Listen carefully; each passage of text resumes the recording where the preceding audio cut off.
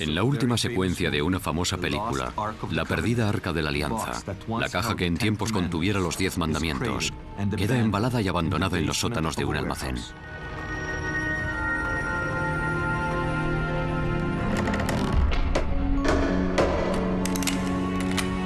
¿Y si la versión de Hollywood reflejara fielmente la realidad?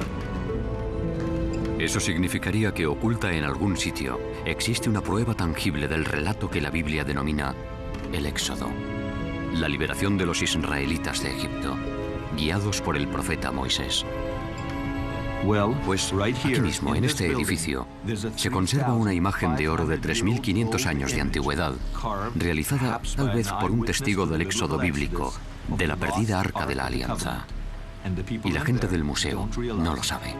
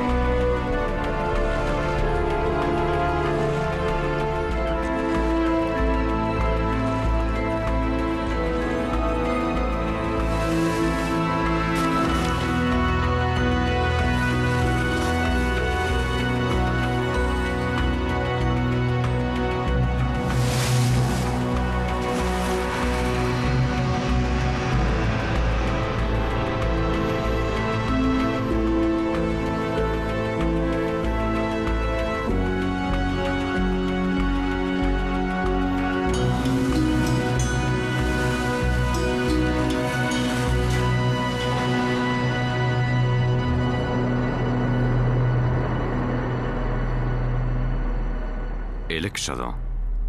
Durante milenios, la imaginación humana ha estado cautivada por la epopeya bíblica. ¿Pero de verdad tuvo lugar? Con respecto al Éxodo, no tenemos pruebas de que sucediera, y sí bastantes pruebas de que no sucedió, de que se lo inventaron.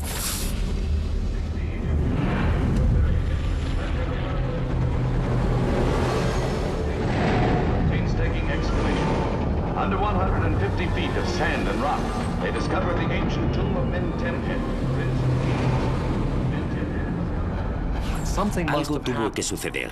No sabría explicar qué ocurrió, pero conformó la antigua identidad de Israel, de modo que no puedo rechazarlo considerándolo un cuento de hadas. In the famed Valley of the Kings, where 60 Egyptian pharaohs were buried midst a splendor the world has never equaled, archaeologists...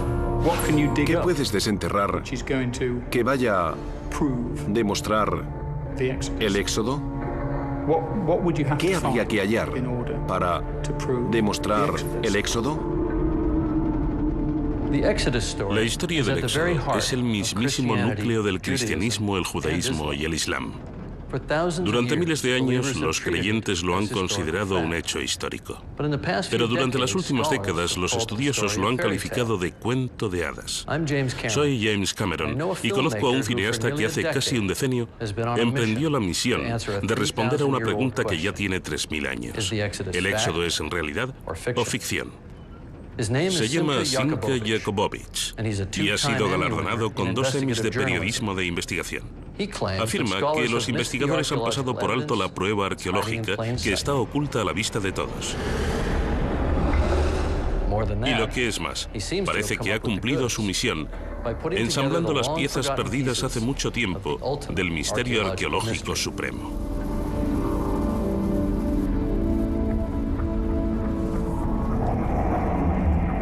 ¿Cómo lo hicimos? Recurriendo a expertos en diversas disciplinas, que raramente, si es que alguna vez lo hacen, hablan entre sí. Ninguno de ellos suscribe totalmente nuestro enfoque de la historia, pero muchos poseen piezas fundamentales del rompecabezas y lo que ha surgido supondrá un reto aún para los más escépticos. Pero antes de mostrarles las evidencias, narremos la historia, desde el principio.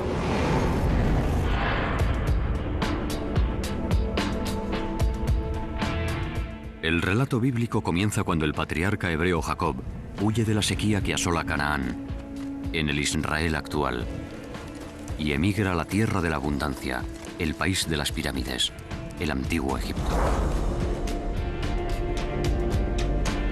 Allí, el clan de Jacob, los futuros israelitas, prosperan en su nuevo entorno.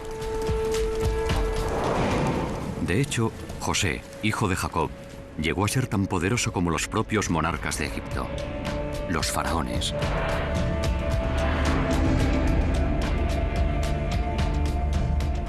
Y aún así, tras la muerte de José, su pueblo se ve esclavizado por los egipcios reinantes.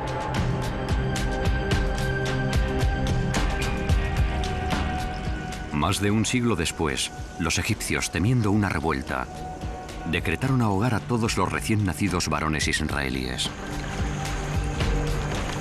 Fue por aquel entonces cuando nació el retataranieto de Jacob. Para salvarlo de la muerte, el niño fue ocultado entre los juncos, donde lo encontró la hija del faraón. La princesa lo adoptó y lo llamó Moisés. Cuando Moisés creció, se puso de parte de sus hermanos oprimidos y huyó al desierto. 60 años después, regresó para proferir el inolvidable grito: «Deja ir a mi pueblo». 10 veces el faraón dijo no a Moisés. Y 10 veces Dios castigó a Egipto con catastróficas plagas, matando por último a todos los primogénitos varones egipcios. Finalmente, el faraón dejó ir a los israelitas, pero después se arrepintió y persiguió a Moisés y a sus seguidores hasta la orilla del mar. Parecía que los israelíes estaban atrapados. Pero entonces aconteció lo imposible. El mar se abrió y los israelitas lo cruzaron sanos y salvos. A continuación, Moisés condujo a sus partidarios al monte Sinaí, donde recibió los 10 mandamientos, las leyes sagradas que llevarían consigo a la tierra de promisión. La mayoría de los especialistas opina que esta historia es una leyenda, así que aunque la prueba está delante de sus narices, la ignoran. El ejemplo más espectacular tuvo lugar en 1947, cuando el arqueólogo Henri Chevrier halló los fragmentos de un monumento de piedra, una estela, datada en tiempos del faraón Ahmosis I, en torno al año 1500 antes de nuestra era. Por increíble que parezca, la estela de Ahmosis está cubierta de inscripciones jeroglíficas que reflejan el relato bíblico. Hoy yace abandonada en un sótano del Museo del Cairo, y todos nuestros intentos de acceder a ella han sido infructuosos. Por lo tanto, usando la descripción publicada por Chevrier, reconstruimos la estela y recurrimos a uno de los egiptólogos más destacados del mundo para que la comentase. Se trata de una estela muy interesante, datada en el reinado de Ahmosis I, que relata una tremenda catástrofe que tuvo lugar en Egipto. No tenemos del todo claro en qué consistió, pero conllevó lluvia, truenos y relámpagos, y una tormenta tan violenta que resulta rara en el nordeste africano, que es una región seca. Me parece muy curioso que la tradición bíblica conserve el recuerdo de unas plagas relacionadas con cataclismos climáticos, y precisamente de aquellos tiempos procede esta curiosa estela. Esta curiosa estela podría ser de hecho la clave del enigma del Éxodo. Examinémosla más de cerca. Según la Biblia, en tiempos del Éxodo se produjo una fuerte tormenta. La estela de Ahmosis I también habla de una gran tormenta. La Biblia dice que la oscuridad se hizo sobre Egipto. El monumento dice que Egipto quedó envuelto por las tinieblas.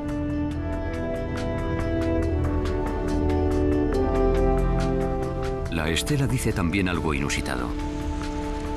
Aunque los egipcios adoraban a numerosas deidades, en esta estela pone que la tormenta y la oscuridad tuvieron lugar cuando Dios, en singular, manifestó su poder.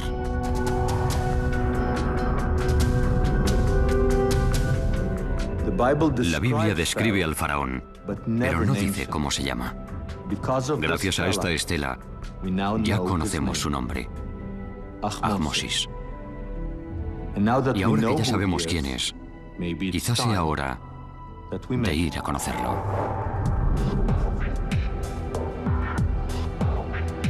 Estamos en el Museo del Cairo. Alberga las momias más famosas que jamás se hayan desenterrado. Hemos venido en busca del faraón Ahmosis, el hombre que, según creemos, es el faraón del Éxodo. Al principio no conseguíamos encontrarlo, pero sí dimos con su padre, Sekenenre Tao. Si estamos en lo cierto, este es uno de los faraones que oprimieron a los israelíes. Según la mayoría de los expertos, su cráneo fue aplastado por las hachas de sus enemigos.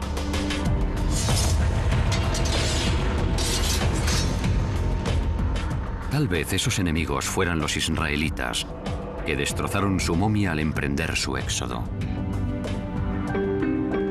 Continuamos con nuestra búsqueda de Ahmosis. Resultó difícil localizarlo, ya que digamos que se había traspapelado. Pero sí que nos topamos con una de sus esposas, bajo un montón de porquería en uno de los talleres del museo. Hi, is it possible to reveal the wife of Ahmose? Absolutely. Just don't move it without supporting you.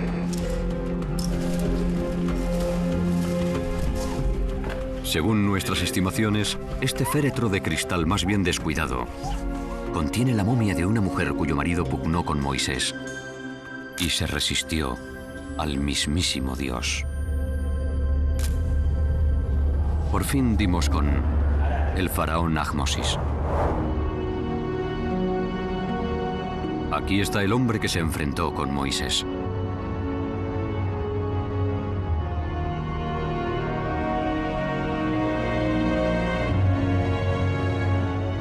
Es posible que el padre de Ahmosis se acordase del príncipe israelí con el que se había criado, y cuando puso a su hijo su nombre egipcio Ahmosis, la luna ha nacido, escogiera el nombre por hacer un juego de palabras. En hebreo, Ahmosis significa el hermano de Moisés. En la historia, el faraón Ahmosis es célebre por haber expulsado de Egipto a una nación extranjera, en torno al año 1500 antes de nuestra era. En aquella época, Egipto estaba dominado por un pueblo al que los antiguos denominaban Hicsos. Hasta tiempos recientes, poco se sabía acerca de los Hicsos. Hasta que, en los años 60 del siglo XX, su antigua capital, Avaris, se descubrió al norte del Cairo.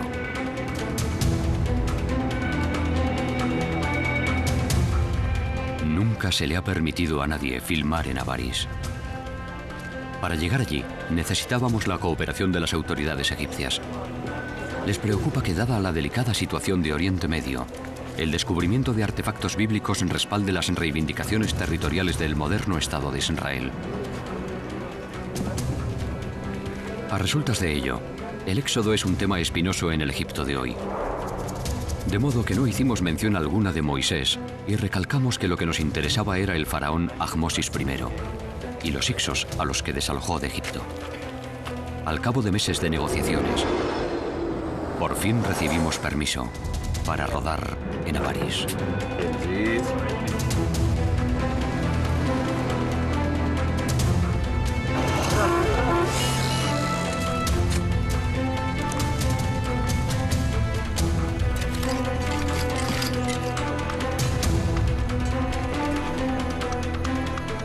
Esta es Avaris, una ciudad amurallada dominada por varios palacios. Hace 3500 años estaba rodeada por ramales del Nilo. Avaris fue descubierta por el profesor Manfred Wittak de la Universidad de Viena. Aunque hoy en día solo están a la vista unas pocas hectáreas, parece ser que en tiempos antiguos Avaris dominó la región. Avaris era en sí mucho más extensa. Tenía 250 hectáreas, así que de aquí hacia el este se extendía unos 2 kilómetros y de aquí a los bancales del sur hasta 1 kilómetro. En el periodo Hicso, esta era una de las residencias principales de los faraones egipcios. La historia egipcia dice expresamente que los Hicsos que gobernaron la poderosa Avaris eran semitas, como los israelíes, y que se marcharon en un éxodo multitudinario, denominado la expulsión de los Hicsos. En la Biblia tenemos la historia de los semitas que abandonan Egipto y se dirigen hacia el este de Egipto.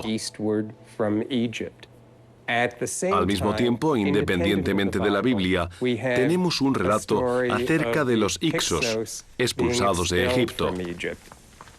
Creo que sin duda alguna ambas narraciones están relacionadas, que están describiendo el mismo acontecimiento desde puntos de vista diferentes.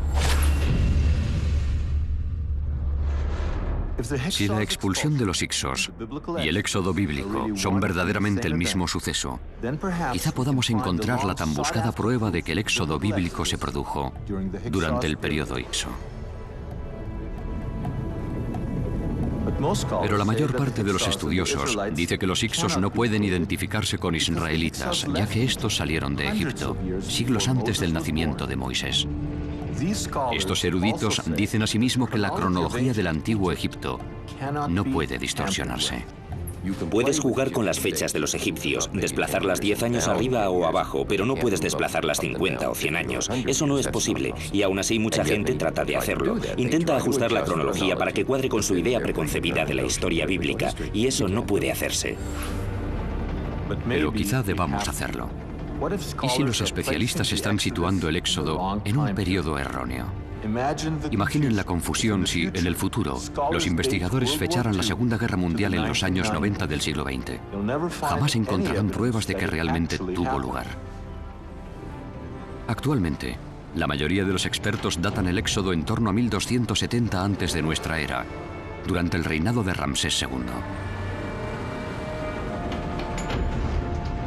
Pero algunos están comenzando a romper ese consenso. La Biblia nos da informaciones que podrían situar el éxodo unos 480 años antes de los primeros años del reinado de Salomón, es decir, a mediados del siglo XV a.C. Los cálculos del profesor Bimson trasladan el éxodo hasta en torno al año 1470 antes de nuestra era, a menos de un siglo de diferencia de las fechas en que tradicionalmente se data la expulsión de los Hicsos.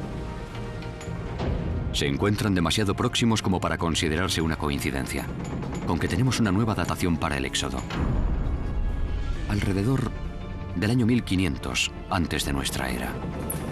Los Hicsos y la expulsión de los Hicsos es a lo que nos referimos al hablar del éxodo. De acuerdo. Nuestra nueva fecha para el éxodo es 1500 antes de nuestra era. Y sabemos por la Biblia que los israelitas llegaron a Egipto unos 200 años antes de su éxodo.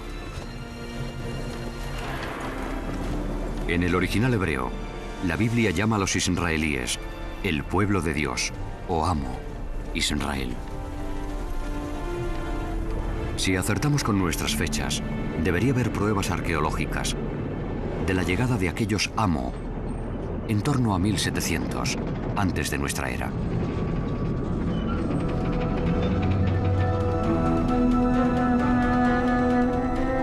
A 400 kilómetros al sur de Avaris se encuentra la tumba de Beni Hasan. Data de 1700 antes de nuestra era.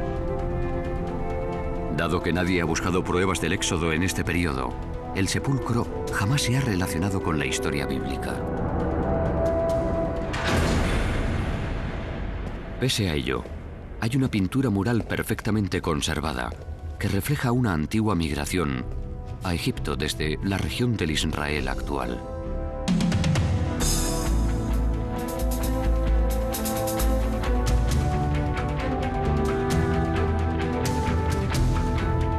Como en la Biblia, en la escena aparecen semitas barbados, a lomos de burros, llevando a sus familias y sus rebaños a Egipto.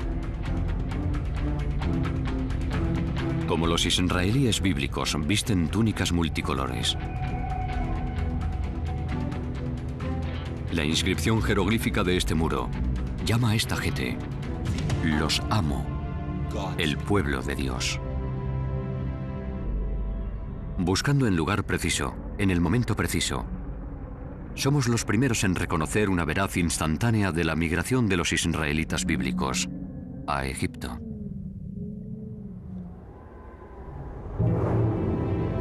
Según dice la Biblia, a su llegada, un israelí se aupó a los más altos niveles del poder egipcio. Se llamaba José, hijo de Jacob, y llegó a ser tal su poder que llevaba en el dedo el sello de la autoridad real. Descubrir el sello de José en Avaris probaría que los israelitas llegaron aquí exactamente cuando predice nuestra cronología. Pero sería como encontrar una aguja en un pajar arqueológico de 3.700 años.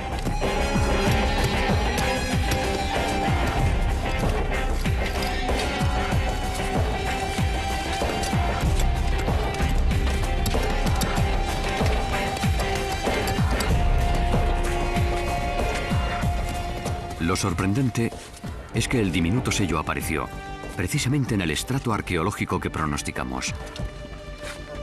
De hecho, el profesor Manfred Vitak halló nada menos que 9 de los sellos usados por los funcionarios áulicos de José.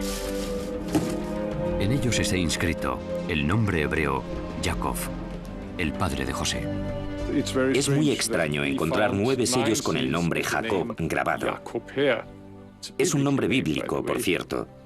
Originalmente debía de estar montado en un anillo y se llevaba en el dedo. Y esto nos plantea un nuevo enigma. ¿De verdad es un enigma? No si usamos la cronología. Se trata del único caso en el que aparece un nombre hebreo en un sello real egipcio. Relaciona directamente a Avaris con la Biblia. Pero el profesor Vitak se guarda de utilizar la cronología bíblica. Se halla bajo la vigilancia constante del Consejo de Antigüedades Egipcias, que ha vedado el acceso público a Avaris.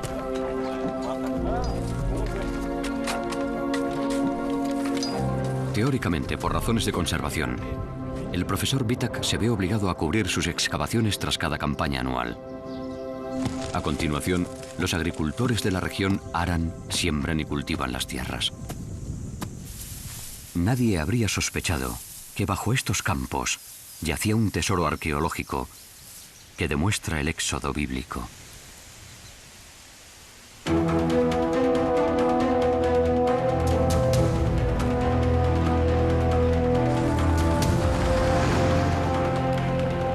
Ya que habíamos encontrado pruebas palpables de la llegada de los israelitas a Egipto y de su ascenso al poder, continuamos buscando evidencias de su caída y de la reducción a la esclavitud que los condujo al éxodo. En busca de tales indicios tuvimos que viajar a un lugar llamado Serabit el Hadim, situado a 400 kilómetros al sur del delta del Nilo, en pleno desierto del Sinaí.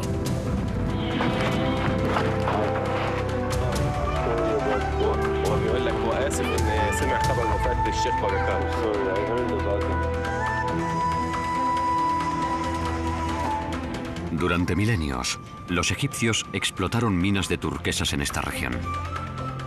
A menudo se servían de mano de obra esclava. Los antiguos yacimientos de turquesas quedan apartados de las trilladas rutas turísticas. Los únicos que saben orientarse en esta zona son los beduinos, que continúan viviendo al pie de las minas.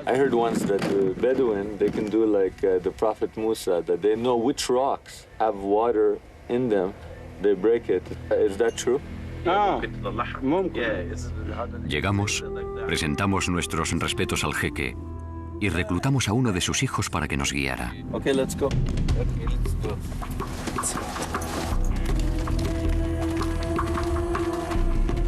Supimos de este lugar gracias a unos antiguos documentos editados en ciertas publicaciones de escasa difusión. Vinimos en busca de pruebas de la existencia de los esclavos a los que Moisés liberó. Pero aunque dimos con indicios de la presencia de esclavos, ¿cómo podíamos estar seguros de que eran israelíes? La Biblia nos aporta 2 pistas. La primera, que los seguidores de Moisés no usaban la escritura jeroglífica como los egipcios. En cambio, la tradición bíblica nos informa de que utilizaban un tipo primitivo de escritura alfabética. Además, los israelitas no adoraban a los dioses egipcios, sino a un Dios único, al que la Biblia llamaba El.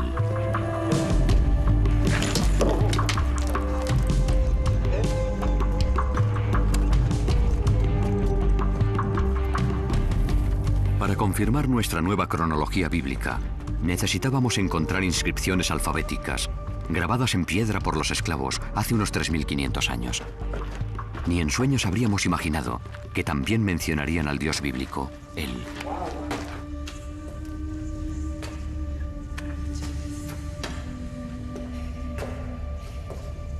Y claro está, sí que hay epigramas realizados por los esclavos, y uno de ellos da testimonio de un ruego de hace 3.500 años. Él, sálvame. Esta es la escritura de un esclavo que trabajó en esta mina. Aún se pueden ver las marcas del escoplo, dejadas por los trabajos forzados realizados por el autor de la inscripción. Y escribió su súplica a Dios diciendo: ayúdame, no me olvides. Aquí, en el lugar donde trabajaba y dormía y seguramente murió. Y representa un momento increíble de la historia humana. No solo es el primer epigrama que deja constancia del nombre bíblico él, sino que además se trata de la inscripción alfabética más antigua, o quizá de la segunda más antigua. Se trata de la base de la que surgieron el hebreo, el arameo, el griego, el latín, el inglés, el árabe. Todos ellos se basan en esta escritura. Resulta increíble que, al cabo de tantos años, estemos aquí para dar testimonio del lamento de este hombre.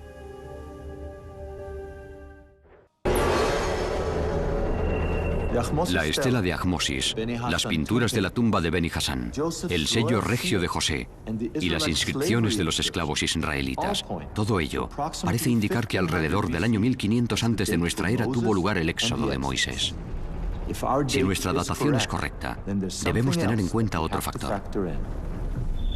En torno a 1500 antes de nuestra era, las gentes que habitaban la zona mediterránea experimentaron uno de los mayores cataclismos de la historia, una erupción volcánica en la isla de Santorini, en la Grecia moderna. Esta erupción podría ser otra pista crucial para descifrar el éxodo bíblico. Esta es la isla de Santorini, situada en el Mediterráneo, a 700 kilómetros de la costa egipcia. Es literalmente el cráter de un volcán. Hace unos 3.500 años, Santorini fue destruida por una de las peores erupciones volcánicas de la historia humana. Cuando erupcionó, el volcán acabó con la civilización minoica que había medrado aquí. Produjo una nube de cenizas de unos 40 kilómetros de altura por 200 de diámetro. El sonido de la erupción circundó la Tierra entre 10 y 12 veces. Para que nos hagamos una idea, una erupción como la de Santorini sería cientos de miles de veces más potente, más explosiva que la bomba atómica que se arrojó sobre Hiroshima. La energía de esa erupción fue tan inmensa que tuvieron lugar grandes explosiones y se oiría... La gente lo oyó a centenares de kilómetros a la redonda. Se produjeron terremotos, seguramente de magnitud 3, 4, quizá incluso 5 o más, que se sucedieron con suma rapidez. Y estoy segura de que a la gente que vivía en la región debió de parecerle el fin del mundo.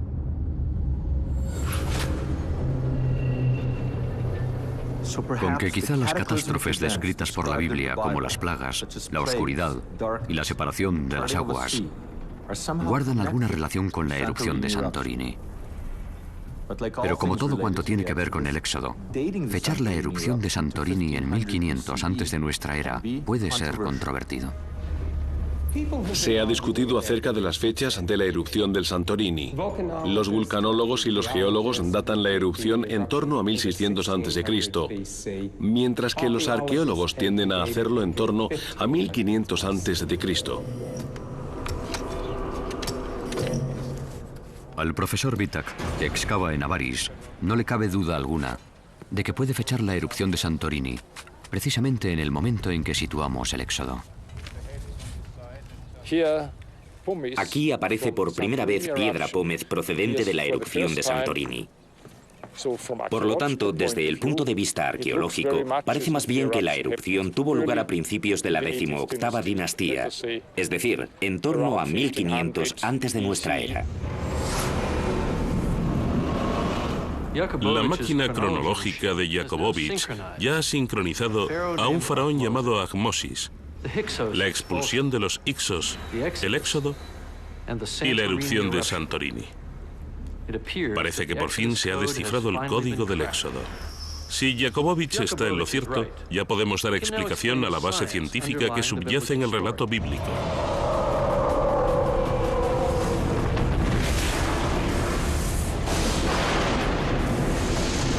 Podemos incluso esclarecer la causa del mayor milagro de todos, la separación de las aguas del Mar Rojo.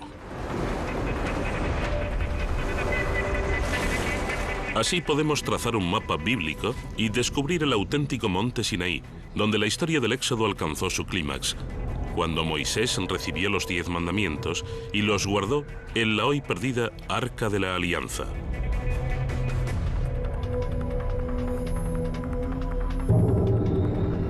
Comencemos por las plagas, las catástrofes bíblicas que asolaron Egipto porque el faraón no permitía que los esclavos israelíes se marcharan.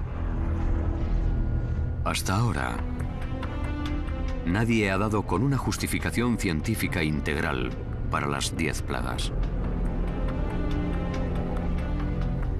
La respuesta comenzó a cobrar forma para nosotros cuando volvimos sobre la estela de Ahmosis y descubrimos una sorprendente concordancia con el texto bíblico.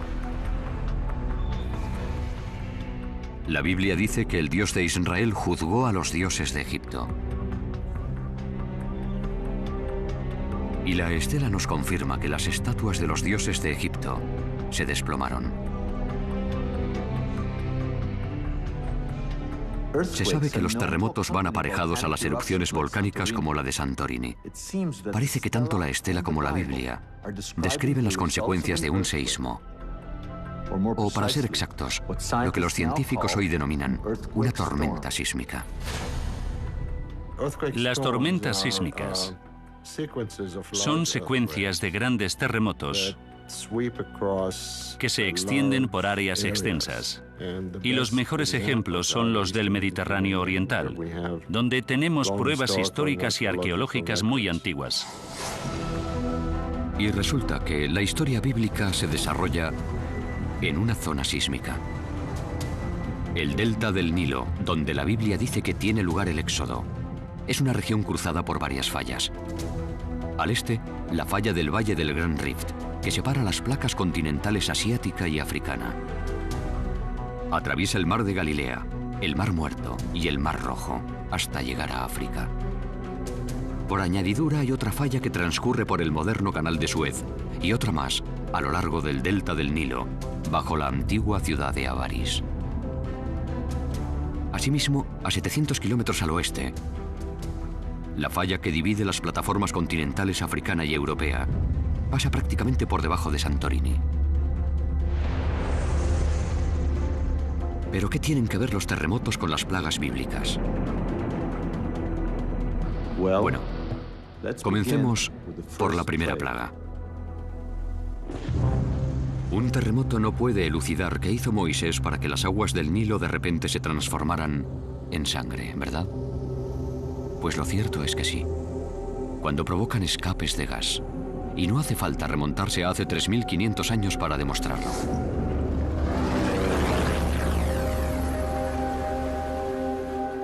En 1984, en el lago Monum, y en 1986 en el lago Nyos, ambos en Camerún, las dulces y claras aguas lacustres de pronto se tiñeron de rojo sangre. El misterio quedó resuelto cuando el profesor George Kling puso en claro el fenómeno, al relacionarlo con un escape de gas subterráneo. Lo que ocurrió es que las aguas del fondo contenían una concentración muy alta de hierro disuelto. Y cuando se liberó el gas, el hierro de las aguas profundas emergió a la superficie, entró en contacto con el oxígeno y se formó hidróxido de hierro. En resumidas cuentas, herrumbre, lo mismo que ocurre con los coches, y ese orín es lo que originó ese color rojo, ese color pardo en la superficie del lago. En lo tocante a las plagas bíblicas a lo largo del delta del Nilo, hay muchos elementos presentes que podrían indicar una acumulación de gas. De modo que puede suceder que el gas subterráneo se encuentre atrapado en bolsas y los terremotos que se producen a lo largo de la falla liberen ese gas. Y dependiendo del tipo de aguas que atraviese ese gas, esas aguas podrían llegar a colorearse de rojo. Si el Nilo se tornó rojo sangre a resultas de un escape de gas, podría haberse desencadenado la serie de acontecimientos descritos en la Biblia. Lo primero que sucede en tales circunstancias es que el agua se ve privada de oxígeno y todos los seres vivos mueren. Entonces, los peces flotan en las aguas contaminadas y se pudren al sol. Las únicas que no mueren son las ranas. A diferencia de los peces, pueden salir a la orilla. Y resulta que la segunda plaga bíblica son las ranas.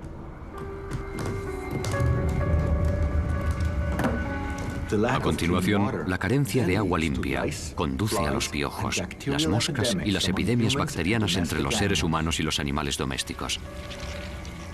No es de extrañar que la tercera plaga bíblica sean los piojos. La cuarta son las moscas. Y la quinta, una epidemia.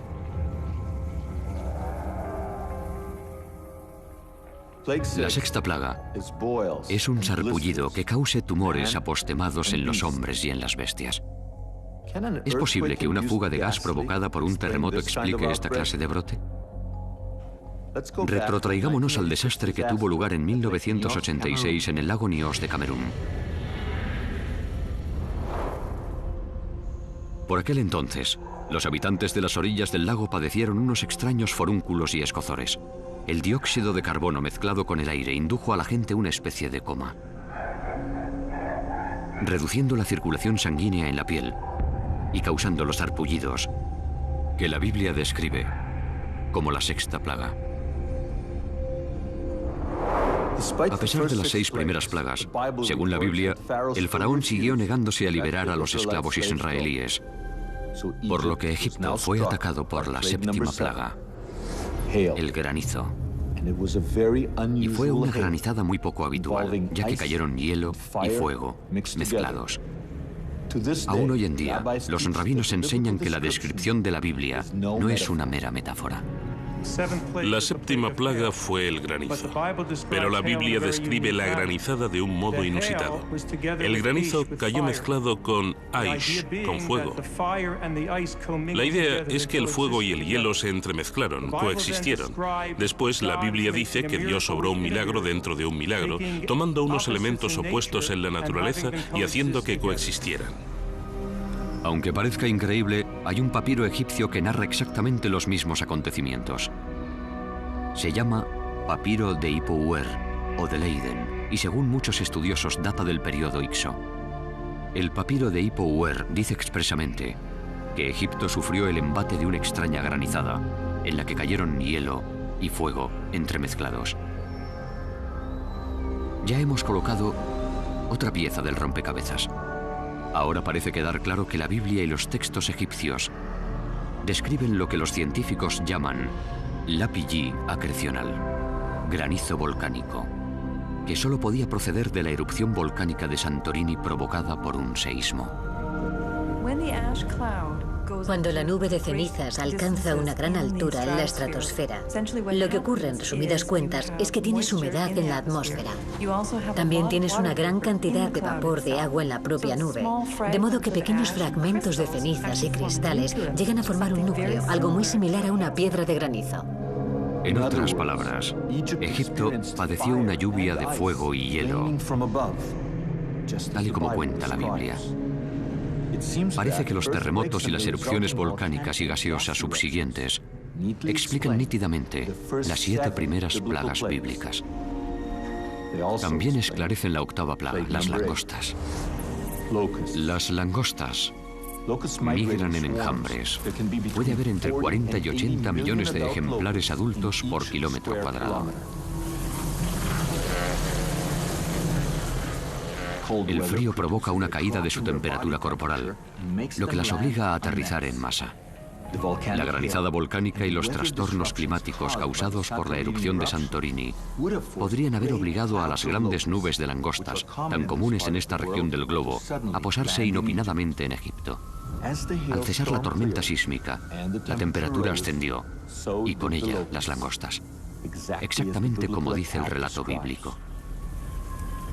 Ya aterrorizados por la tormenta sísmica y sus consecuencias, los egipcios iban a experimentar la última fase de la erupción de Santorini, o lo que la Biblia llama la plaga número 9, la oscuridad.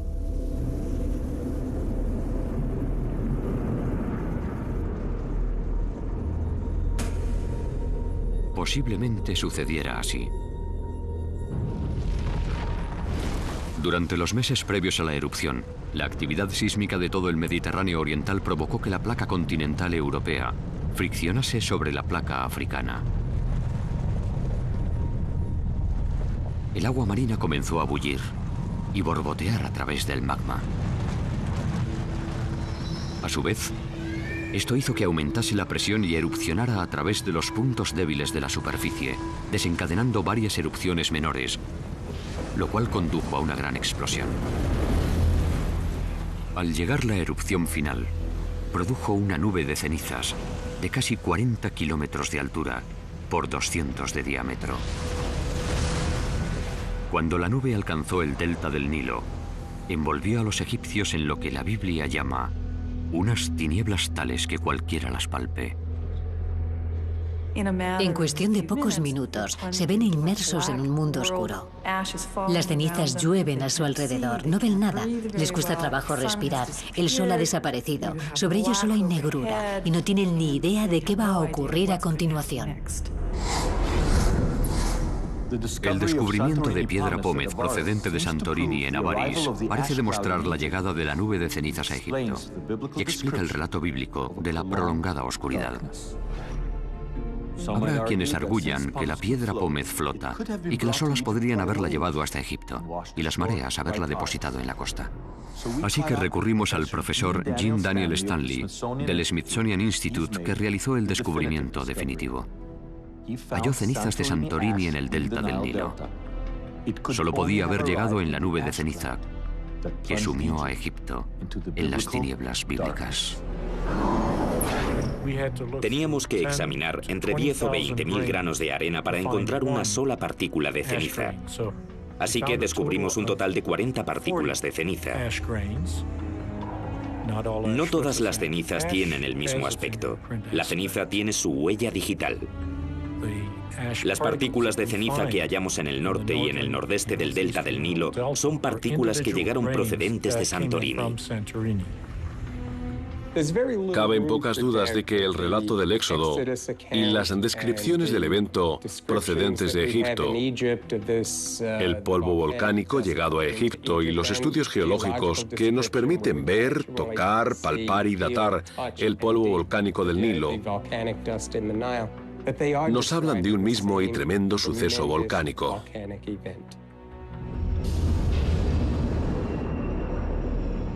La última plaga tuvo lugar a medianoche, tras la ceremonia que Moisés había ordenado realizar a los israelíes y que acabaría siendo conocida como Cena de Pascua.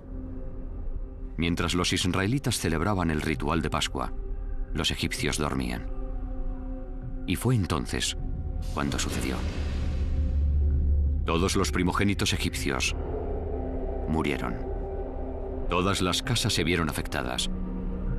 Nadie ha sido capaz de ofrecer una explicación científica plausible para la muerte de los primogénitos. Hasta ahora. Según nuestra teoría, en este punto de la serie de acontecimientos que había comenzado 6 meses antes, la fuga de gas que había desencadenado la serie de plagas que se habían sucedido por fin entró en erupción. El dióxido de carbono debió de filtrarse a la superficie, y dado que es más pesado que el aire, mataría a los animales y a la gente que dormía antes de disiparse y volverse inocuo en la atmósfera. En caso de que les parezca una mera conjetura, tengan esto en cuenta. Así es como sucedió exactamente en 1986 en el lago Nyos de Camerún. La fatídica noche del 21 de agosto, los habitantes del lago Nyos se acostaron. No podían imaginarse que el dióxido de carbono, que había teñido el lago de rojo sangre, estaba alcanzando su punto crítico. Mientras los moradores de Nyos dormían, la capa superficial del lago contenía el dióxido de carbono como el tapón de una botella de gaseosa. Pero entonces, la tierra tembló y tuvo lugar un corrimiento de tierras que arrojó rocas al agua, perturbando la presión superficial y liberando el gas. El gas subió a la superficie y, como un monstruo extraterrestre, emergió del agua. Al formarse gotas en el gas, pasó de ser invisible a convertirse en una bruma visible. A continuación, la niebla se desplazó sobre el agua y sobre la tierra, asfixiando a todos a su paso. Y tan repentinamente como apareció, desapareció, disolviéndose ya inofensiva en la atmósfera. Al día siguiente, cuando despertaron quienes habían dormido en cotas más altas, encontraron a unas 1.800 personas muertas. Cientos de cabezas de ganado y animales pequeños también perecieron. A su alrededor reinaba un silencio sepulcral. Allí estaba sentada entre los muertos. En casa de algunos de ellos, fuera había animales tendidos por todas partes, vacas, perros, de todo. En mi familia éramos 56, pero 53 murieron.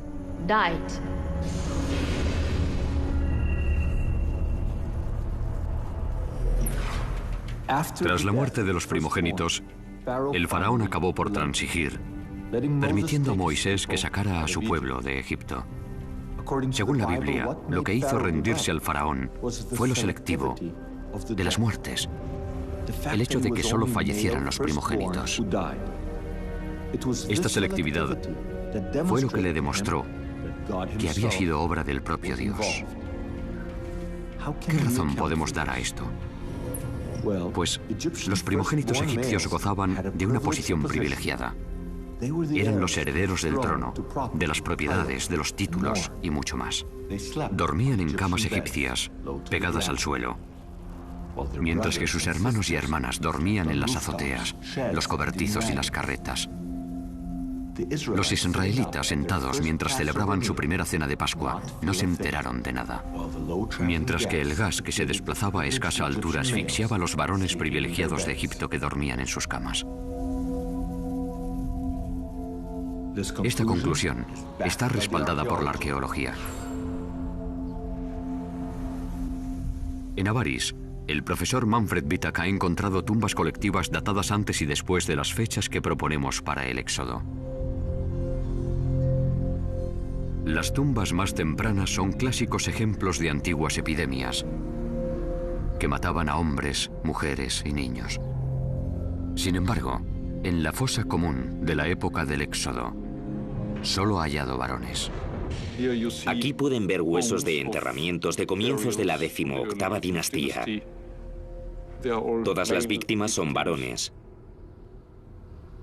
Por el tamaño de las sepulturas y el número de individuos que hay en ellas, creemos que la gente murió en una sucesión rápida y los fueron arrojando a la fosa, algunos boca abajo, otros de costado. Algunos enterramientos solo se encontraban a 20 centímetros de profundidad y apenas estaban cubiertos por un poco de tierra.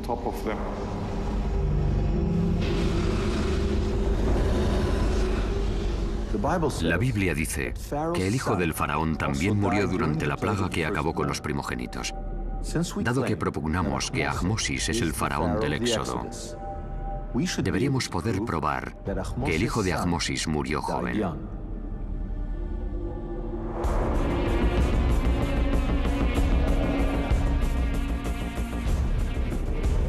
Buscando en el Museo del Cairo,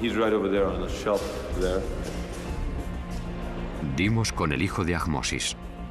El príncipe había muerto prematuramente. Tan solo tenía 12 años. Por primera vez en la historia, podemos poner un rostro y un nombre a una víctima de las plagas bíblicas.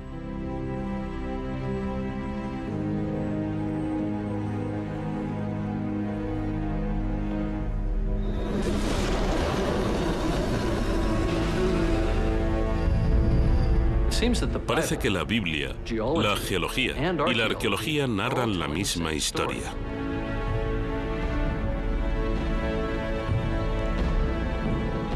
Pero los escépticos, quienes prefieren considerar el Éxodo un mito, quizás se resistan a aceptar que realmente tuvo lugar, ya que eso implicaría que Dios, en efecto, existe. Los creyentes, en cambio, quizá piensen que una explicación científica del relato bíblico descarta la intervención de Dios.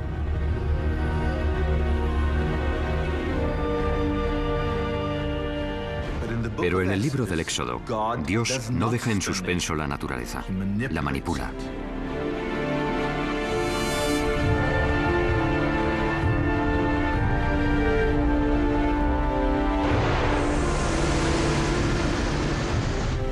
En otras palabras, según la Biblia, deberíamos ser capaces de comprender los hechos científicos que subyacen en los portentos.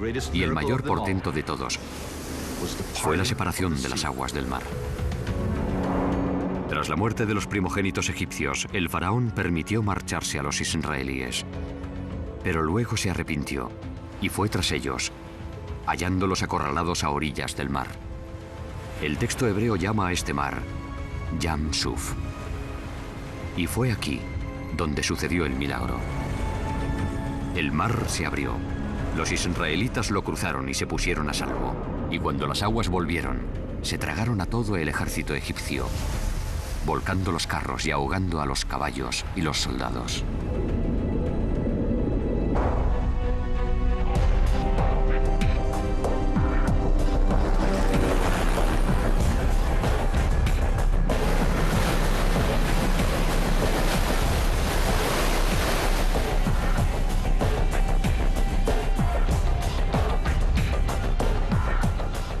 Durante años, los exploradores han buscado pruebas del prodigio de la separación del mar.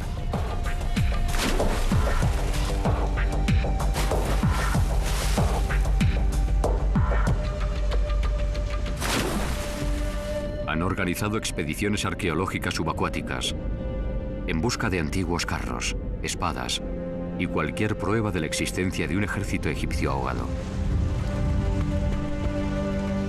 Según una teoría, una vasta plataforma sumergida del Mar Rojo pudo estar expuesta brevemente durante una fuerte tormenta, brindando así a los israelíes un puente por el que cruzar.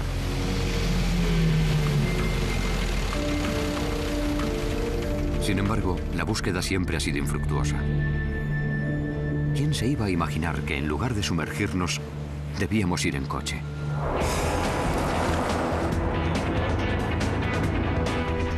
Y eso es porque Yam Suf, como se llama en hebreo el lugar por el que Moisés separó las aguas, durante años se ha traducido mal, como Mar Rojo, cuando en realidad la traducción correcta es Mar de los Juncos. Y los juncos crecen en agua dulce, no en aguas salobres, y en los lagos, no en los océanos. Deberíamos haber buscado un lago. ¿Pero a qué lago se refiere la Biblia al decir que se abrieron las aguas del Mar de los Juncos? It goes like this. Oh, and like that, like almost like a figure eight. Yes. Sirviéndonos de nuestra datación del Éxodo, recurrimos a un antiguo artefacto que señala la ubicación exacta de Yam Suf. También nos facilita la primera prueba arqueológica de la separación de las aguas. En un monumento granítico hallamos una inscripción jeroglífica que narra todo el Éxodo desde el punto de vista del faraón. La Biblia llama rey a Moisés. En este epigrama, Moisés recibe el apelativo de príncipe del desierto. La Biblia llama a los israelitas el pueblo de Dios. La lápida los malvados. Y entonces, la inscripción de granito corrobora el milagro de la separación del mar. La comprensión del símbolo está al alcance de cualquiera. 3 olas y 2 cuchillos, el mar separado. Los 3 signos que representan el agua, uno sobre otro, suelen aplicarse a diversas masas acuáticas. Pueden designar el Nilo, pueden designar una marisma, pueden designar el mar. Pero lo que no es tan común es que el término se combine con esos 2 cuchillos. El hecho de que aparezcan los 2 cuchillos asociados con él podría sugerir que esta agua está cortada, que esta agua está dividida. Podría tratarse de una alusión a las aguas del Mar Rojo o del Mar de los Juncos que se abren en el capítulo 14 del Éxodo. A fin de examinar mejor el texto, sacamos un calco del jeroglífico y resulta que el relato egipcio no solo menciona la partición del mar, también menciona el punto exacto donde el mar se abrió. El lugar se llama Pi Hahiroth y actualmente los arqueólogos saben exactamente dónde estaba, lo cual nos permite localizar Yam Suf, el lugar donde, según la Biblia, el mar se separó y los israelíes se pusieron a salvo cruzándolo, y el curso de la historia humana cambió para siempre. Se trata de un antiguo lago que pervivió hasta mediado el siglo XIX. Al construirse el canal de Suez, este antiguo lago acabó pereciendo. Al cabo de un minucioso estudio de esta zona, el profesor Manfred Bittak propuso que los egipcios conocían este lago con el nombre de Patufi, el pantano, la marisma. Y la palabra tuf, juncos en egipcio, se corresponde con el término hebreo suf. Por lo tanto, sugirió que Yam Suf era una denominación derivada de esta masa de agua. Actualmente se llama Lago El Balag.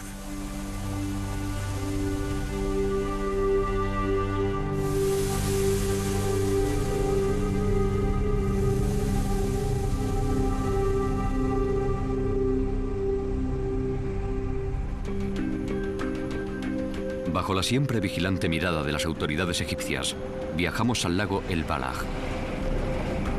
el lugar exacto donde creemos que tuvo lugar uno de los mayores portentos de la Biblia. El lecho salino y los juncos atestiguan que, en tiempos, las aguas salobres del Mediterráneo y las aguas dulces del lago El Balag confluían aquí. Detrás de mí se encuentra lo que queda del lago El Balag. Pueden ver las marismas salinas, pueden ver los juncos. Toda esta zona estuvo ocupada por un gran lago, o mar. Pero debido al canal de Suez, hoy se puede caminar o viajar en coche por el mar de los juncos. Uno de los problemas que tiene la mayoría de la gente hoy en día es que saca un mapa y trata de situar los lugares de los que habla la Biblia. Pero no se puede usar un mapa moderno. Hay que utilizar un mapa 3000 años más antiguo.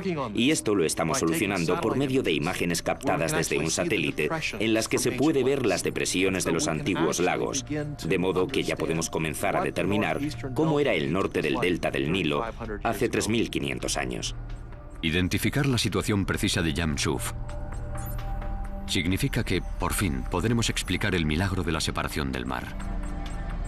Esta foto tomada desde un satélite demuestra claramente que el lago El Balag se encuentra cerca del borde del delta del Nilo, donde el cieno se acumula y se desploma de cuando en cuando. Cuando el faraón perseguía a los israelíes hasta las orillas del lago El Balag, la fortísima actividad sísmica que había provocado las 10 plagas y la erupción de Santorini ahora haría que el delta comenzase a deslizarse hacia el Mediterráneo oriental. Y al desplazarse varios millones de toneladas de tierra, el borde de la plataforma continental africana, ahora libre de su carga, debió de elevarse entre 1 metro y 1,5 metros. En otras palabras, el mar se abrió. El agua debió de precipitarse desde las tierras más altas hasta los bajíos y se formaron charcas y pozas, emergiendo una tierra seca por la que pasaron los israelitas.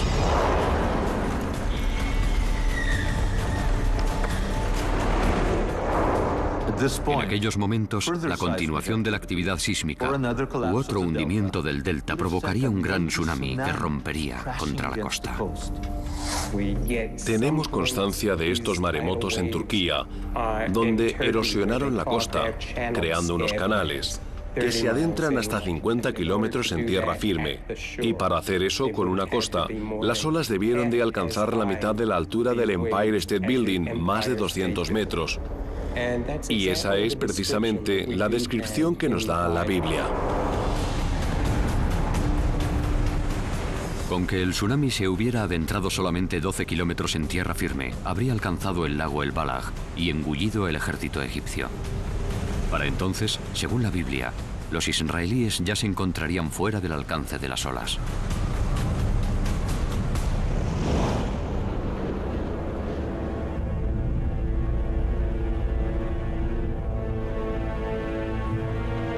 Resulta que algunos de quienes siguieron a Moisés a través del mar abierto y después hasta el monte Sinaí, no lo acompañaron hasta la tierra prometida. Embarcaron y emprendieron un desconocido éxodo hacia Grecia. ¿Cómo es que nadie ha reparado en ello? Porque a nadie se le ha ocurrido ir a Grecia en busca de pruebas de algo acaecido en Egipto. De hecho, hasta hace bien poco, apenas sí había evidencias arqueológicas de contactos entre la civilización minoica de la antigua Grecia y Egipto en tiempos de Moisés. Todo eso cambió gracias a dos grandes hallazgos. El primero tuvo lugar en 1972, cuando excavando bajo las cenizas de Santorini, los arqueólogos realizaron un asombroso descubrimiento que relaciona esta región del mundo con el Éxodo. Hallaron unas insólitas pinturas murales de estilo minoico. Lo increíble es que en ellas aparece un mapa que traza el itinerario de un antiguo viaje entre Egipto y Grecia. La escena en su conjunto puede considerarse el primer mapa, el mapa más antiguo del mundo. El mapa es impresionante. Los colores conservan la viveza de hace 3.500 años. Representa un épico crucero de Egipto a Santorini. El viaje incluye una terrible tempestad en el mar. Retrocediendo aún más, vemos que los antiguos marinos dejaron atrás la fauna y las palmeras del delta del Nilo. A continuación, el trayecto sigue río arriba y finaliza en una ciudad mágica, situada en una especie de isla fluvial. La misteriosa ciudad está rodeada por unas altas murallas y en ella hay edificios de varias plantas, elegantes damas que se asoman desde las azoteas y un próspero puerto. En aquella época, en Egipto solo había un puerto que encaje con la ciudad del mapa: la fabulosa Avaris. Hasta finales del siglo XX, no se hallaron pruebas arqueológicas de contactos entre Avaris y los minoicos de Santorini. Pero entonces, en 1992, se descubrieron en Avaris unas pinturas minoicas perfectamente conservadas, que demostraron que, en tiempos bíblicos, la urbe no solo estaba poblada por israelitas, sino también por gentes procedentes de la antigua Grecia. La mayoría de la gente no se da cuenta de que no solo hubo contactos entre el mundo minoico y los egipcios, sino que además fue una relación muy intensa. Contactos en el comercio, transmisión de ideas. Los egipcios consideraban a los minoicos la única civilización verdaderamente civilizada, aparte de la suya. No tenían una presencia militar en Egipto, en realidad su presencia era comercial. De modo que ya sabemos que existía un contacto íntimo entre Grecia y Egipto en tiempos del Éxodo. Por lo tanto, es perfectamente razonable suponer que algunos seguidores de Moisés procedían de la zona de la antigua Grecia. Y es bastante posible que algunos de ellos regresaran a Grecia tras el Éxodo.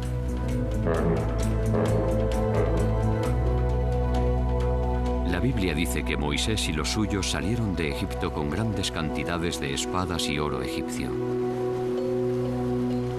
3500 años después de los hechos, ¿habrá alguna posibilidad de encontrar espadas israelitas y tesoros de oro egipcio en Grecia?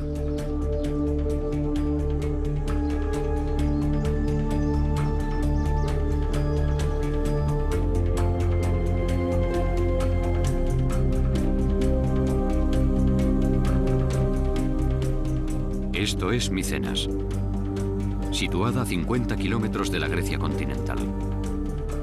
En 1876, el famoso arqueólogo Heinrich Schliemann, el descubridor de Troya, efectuó en Micenas un hallazgo que conmovió al mundo. Dio con tumbas de 3500 años de antigüedad. Los sepulcros son asombrosos. Cuentan con largos pozos que desembocan en cámaras abovedadas. Se construyeron al pie de una montaña, de silueta piramidal.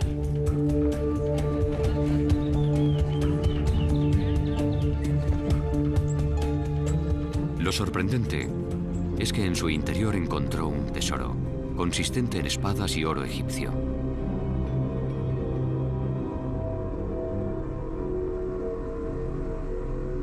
Schliemann creyó que el oro pertenecía a Agamenón, el personaje homérico que suscitó una guerra contra Troya a causa de la hermosa Helena. Pero los especialistas pronto descubrieron que las personas inhumadas en los sepulcros habían vivido unos 300 años antes de Agamenón. Vivieron en torno al año 1500, antes de nuestra era.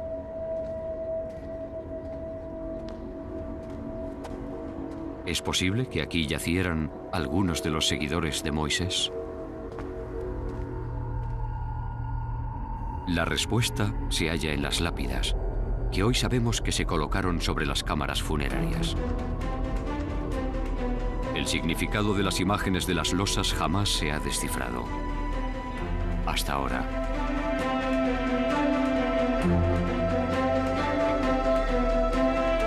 Si preguntas a los estudiosos, ¿qué es esto?, te dicen, bueno, parece una cacería, pero no hay ningún animal.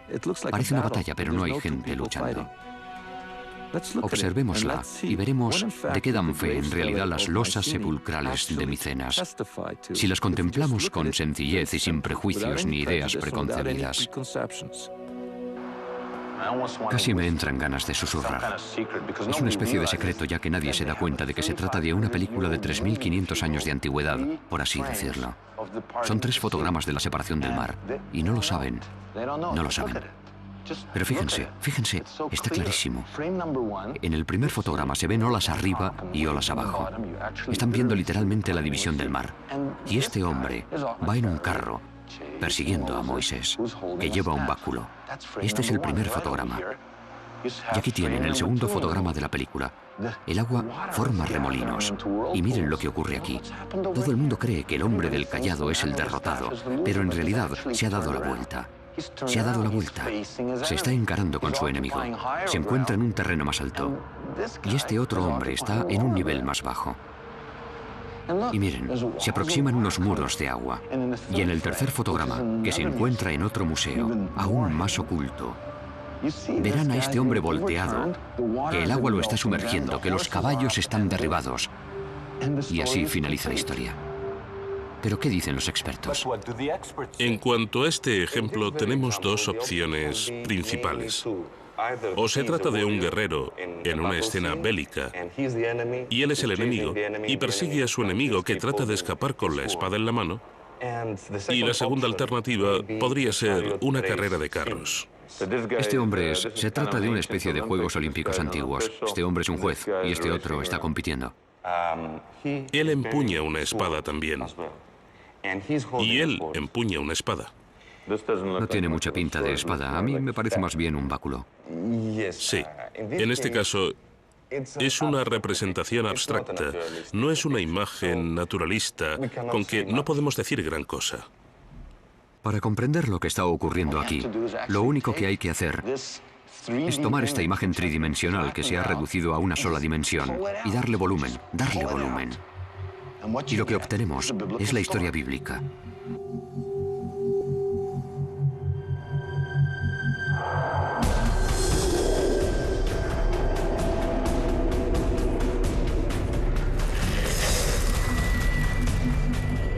Al poner en relación las tres estelas, lo que vemos exactamente como lo narra el libro del Éxodo es un auriga egipcio persiguiendo a Moisés por la separación del mar.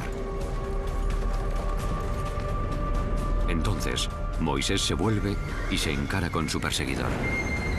Unos muros de agua se alzan y se precipitan sobre los egipcios. Finalmente, el auriga, el carro y los caballos quedan sumergidos.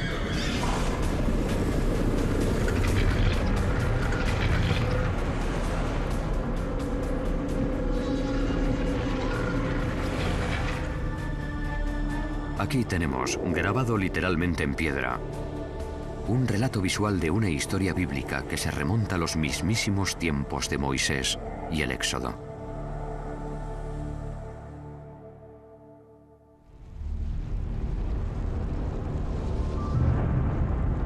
La actividad sísmica que posibilitó a los israelitas cruzar el mar habría provocado que el gas y el petróleo que abundan en esta zona se incendiaran. Lo que Moisés y los suyos debieron de ver, tal y como dice la Biblia, es una columna de humo de día y una columna de fuego de noche, que los guiaba hacia el desierto.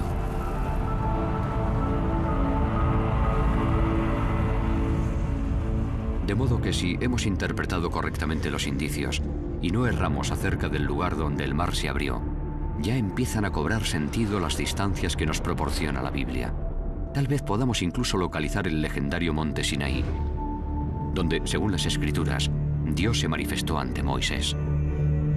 Muchos arguirán que identificar el monte Sinaí equivaldría a corroborar el relato bíblico.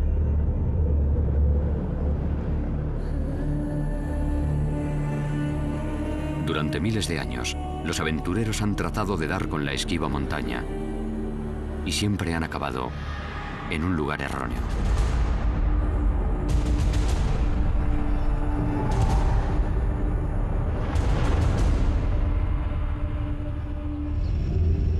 El monte Sinaí más conocido alberga un monasterio cristiano del siglo III. Se trata de una elevada montaña situada al sur de la península del Sinaí. Y aquí es a donde acuden en masa los turistas. El lugar solo tiene un problema. No reúne un solo criterio bíblico. Queda muy a trasmano de las principales rutas que atraviesan la península. No está nada cerca de Israel, a donde se dirigían los israelitas. No existe un solo llano donde pudieran acampar cientos de miles de israelitas. Y dado que el terreno es granítico, apenas si hay vegetación para alimentar a los rebaños, ni agua para las personas. Con que, ¿dónde está la montaña de Dios? Al seguir a Moisés por el desierto, solo pudieron seguir una de las 4 rutas principales. La septentrional, la meridional o alguna de las 2 centrales. La Biblia dice expresamente que no fue la ruta del norte. La orografía descarta la del sur, dejándonos solo las 2 centrales, que confluyen para formar un solo camino que conduce a la tierra de promisión.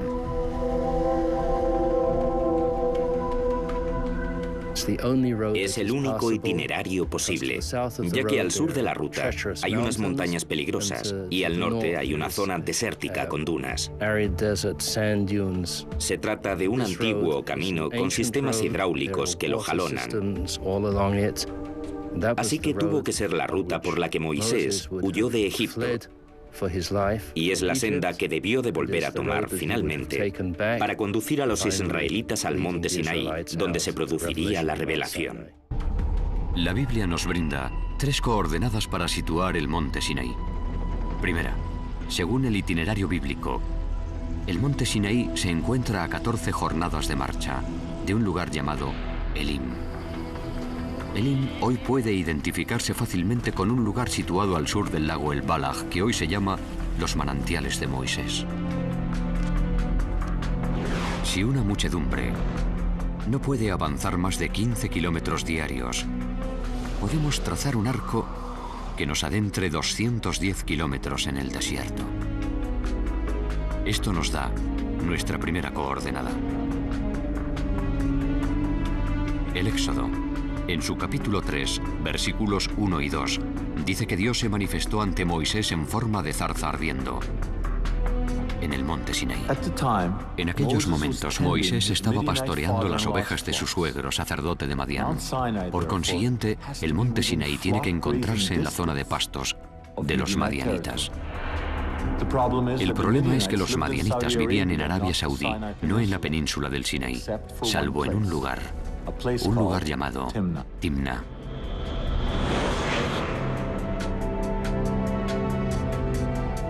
Aquí, los arqueólogos han hallado restos de ganado madianita e incluso grabados madianitas. Si Moisés estaba apacentando un rebaño madianita en el Sinaí, este es el único lugar donde pudo acampar. Y, teniendo en cuenta las prácticas pastoriles de la región, el monte Sinaí no puede estar a más de 45 kilómetros de Timna. Esto nos ofrece nuestra segunda coordenada. La última coordenada bíblica para dar con el monte Sinaí aparece en el Deuteronomio, capítulo 1, versículo 2. En él se dice que la montaña de Dios está a 11 jornadas de un lugar llamado Kadesh Barnea. Actualmente, casi todos los arqueólogos identifican el Kadesh Barnea bíblico con el oasis de Tel el Kudeirat, sito en la región septentrional del centro de la península del Sinaí. Usando como antes los 15 kilómetros por jornada como medida, ya podemos trazar nuestro último arco en el desierto, 165 kilómetros desde Kadesh Barnea, lo que nos deja un área muy pequeña que concuerda con todas las coordenadas bíblicas. No obstante, pese a su reducido tamaño, en ella hay muchas montañas. Pero hay una pista que podría ayudarnos a precisar de qué pico se trata.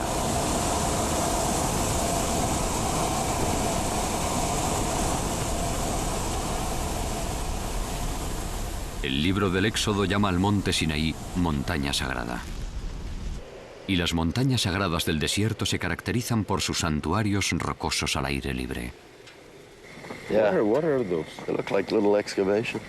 That's amazing. En esta zona, solo existe una montaña rodeada de santuarios. Hoy en día, ese monte se llama Jebel Hashem el Tarif.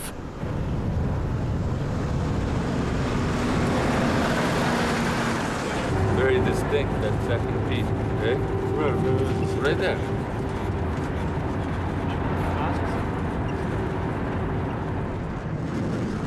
Aunque toda esta área se encuentra en plena zona militar, logramos entrar.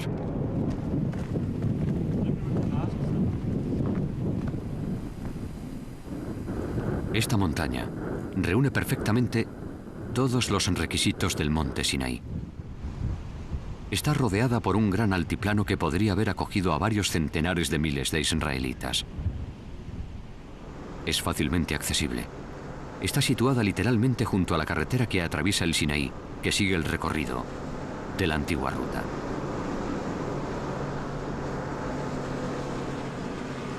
La montaña no es muy elevada.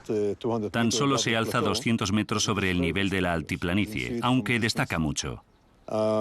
Se puede divisar desde lejos y lo que la hace única es que está rodeada por la mayor concentración conocida de santuarios al aire libre que hay en el desierto. Si no nos equivocamos, hará unos 3.500 años, Moisés subió a esta montaña y recibió los 10 mandamientos en su cumbre.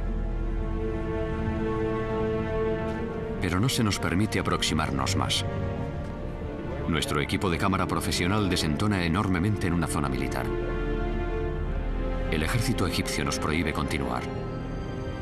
No podemos subir a la montaña para confirmar nuestra teoría de que este es el Sinaí.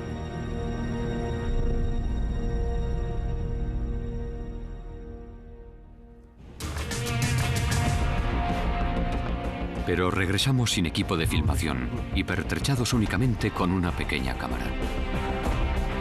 Pudimos ascender hasta la cima, en busca de pruebas de que esta es la montaña donde Dios entregó a Moisés los 10 mandamientos.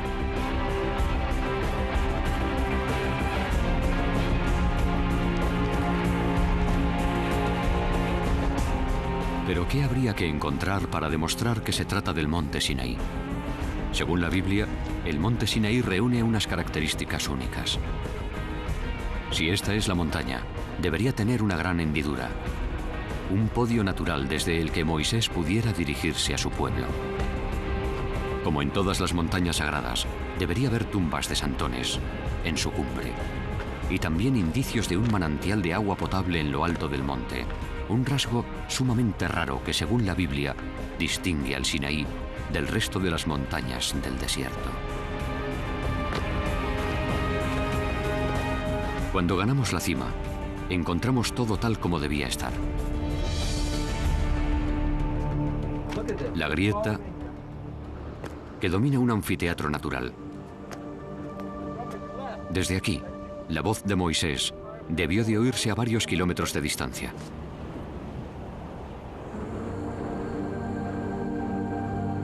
Y aquí están los sepulcros. Cada uno forma un círculo de unos 6 metros de diámetro y están construidos formando una plataforma. Todos ellos pueden ver la cámara funeraria, la cámara mortuoria, y está muy bien edificada y techada. Y lo más extraño de todo. Fíjense. ¿Ven eso blanco? Al parecer en tiempos hubo una fuente en la cima del monte. Esto es travertino, lo cual significa una acumulación de calcio que se produce en determinadas condiciones de humedad, lo que indica que antiguamente aquí hubo un manantial. Hallar algo así en la cumbre de una montaña es bastante inusitado. Los restos de un antiguo fontanal. Sí, es algo extraordinario.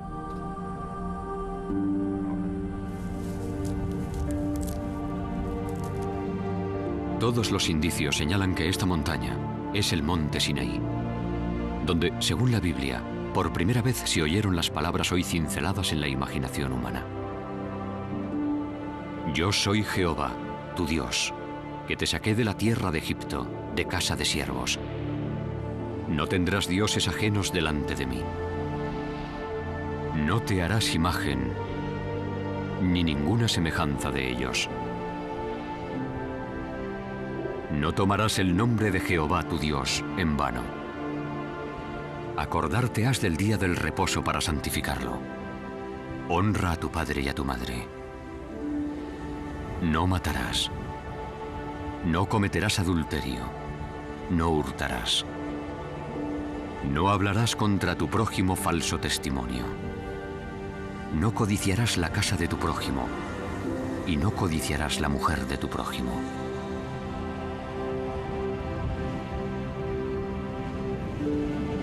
Según la Biblia, Moisés copió los 10 mandamientos en unas tablas de piedra y las guardó en una caja de oro, el Arca de la Alianza. A continuación erigió un templo portátil a los pies de la montaña, un tabernáculo, que sería el lugar donde se adoraría al Dios de Israel y se alojaría la Sagrada Arca. Esta maqueta del Sacro Tabernáculo se ha confeccionado siguiendo rigurosamente las instrucciones contenidas en el propio libro del Éxodo. En tiempos del Éxodo, al aproximarte a la entrada, te encontrarías ante una cortina de 7 metros de altura. Según las antiguas fuentes judías, las cortinas estaban decoradas con leones alados o grifos, unos seres habitualmente asociados con la antigua Grecia.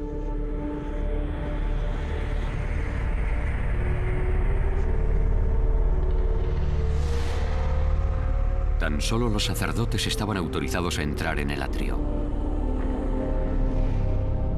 Y aquí había un altar de 4,5 metros de altura, destinado al sacrificio de animales. Cotidianamente, los sacerdotes llevaban a cabo el ritual de subir los animales por la rampa. A continuación, con la sangre de las víctimas se ungían los cuernos del altar.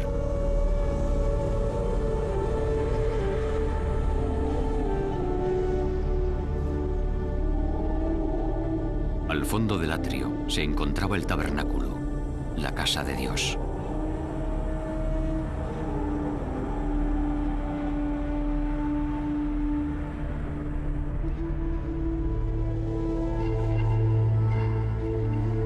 Solo Moisés, su hermano Aarón y los hijos de Aarón entraban en él.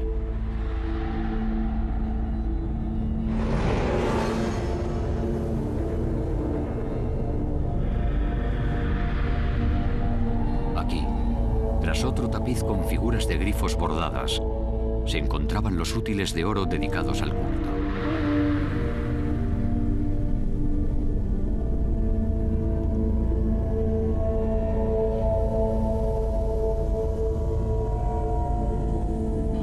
Y detrás estaba el Sancta Sanctorum. En él solamente se custodiaba un objeto, el objeto supremo, el Arca de la Alianza.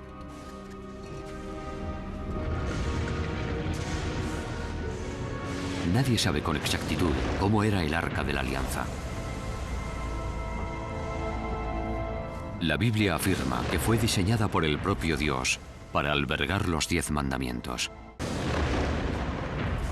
Basándose en la descripción del libro del Éxodo, ha habido quienes han tratado de reconstruirla, hasta con las pértigas para su transporte y una tapa de oro coronada por 2 aves. Como quiera que fuese, lo que está claro es que era una exquisita obra de orfebrería.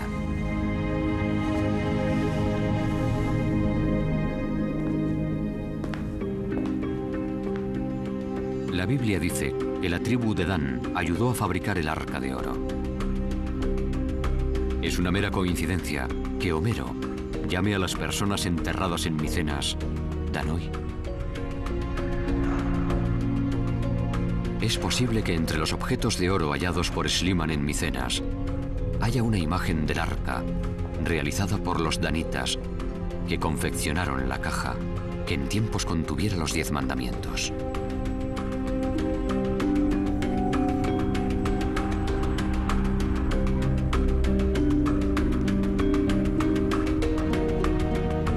Por increíble que parezca, entre las piezas de oro se cuenta una alhaja sacerdotal que ha pasado inadvertida y sin publicidad. Hasta ahora, los expertos han supuesto que es la representación de un solo objeto. Pero creemos que se trata de una imagen realizada hace 3500 años de 3 objetos legendarios vistos de frente.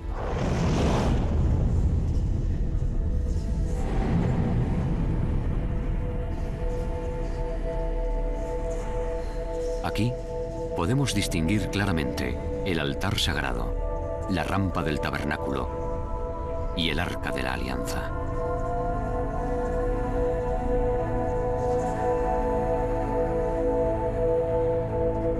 Al fin, sabemos cómo era el arca de la alianza.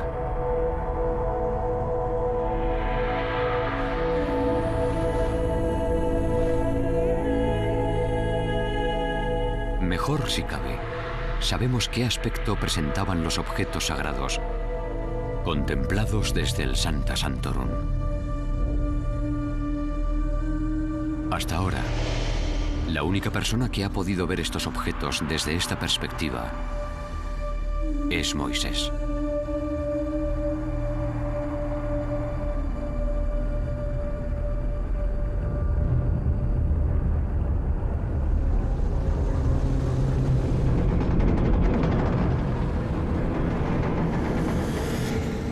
Al comienzo de este viaje nos hacíamos esta pregunta. ¿El éxodo bíblico es en realidad o ficción? Creo que se han aportado datos convincentes que avalan que el éxodo es un hecho histórico. Se nos han mostrado por vez primera antiguos jeroglíficos y epigramas que representan la separación de las aguas. Se han explicado las plagas bíblicas y las pruebas arqueológicas y geológicas de que realmente tuvieron lugar. Hasta hemos ascendido al auténtico monte Sinaí. Y por último, Jakobovich ha revelado el que seguramente sea el descubrimiento del milenio, una imagen de oro del Arca de la Alianza. Pero creo que debemos concluir nuestro viaje, tal como lo emprendimos, con una pregunta. ¿Todo esto ocurrió a resultas de unos tremendos cataclismos geológicos desencadenados exclusivamente por la naturaleza? ¿O los terremotos, los volcanes y los tsunamis se debieron a la intervención divina, cuando Dios decidió liberar a una nación de la esclavitud y forjar una nueva alianza con la humanidad?